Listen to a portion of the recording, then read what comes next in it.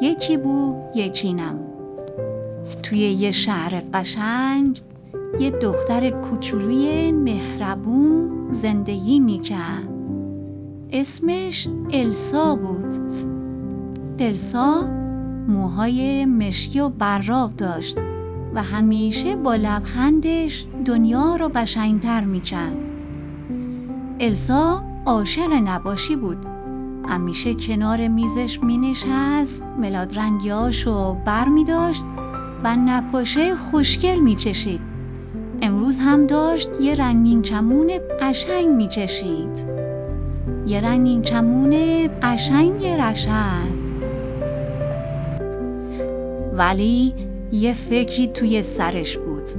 ای کاش میتونستم یه رنگین کمون واقعی ببینم. همین موقع قطره‌های بارون شروع به باریدن کردم.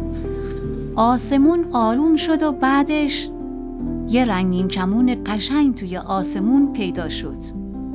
السا با خوشحالی از خونه بیرون دوید، میخواست از نزدیک یه رنگین کمون واقعی رو ببینم. السا پیش خودش گفت اون چیه؟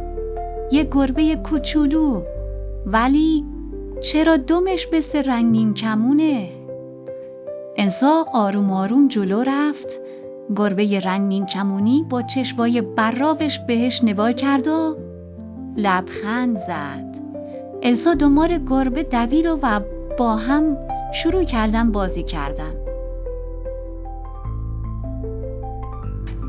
السا و گربه کوچولو بالا و پایین میپریدن و دنبال هم میدویدن. خوشحال بودن.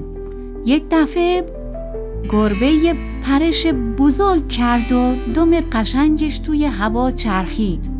همه جا رنگی رنگی شد. السا کنار گربه نشست، آروم و خوشحال بود و حالا دیگه میدونست که رنگین کمون فقط توی آسمون نیست. رنگین کمون توی دل ماست. هر لحظه که خوشحال باشیم و بخندیم، رنگین کمون همیشه پیشمونه.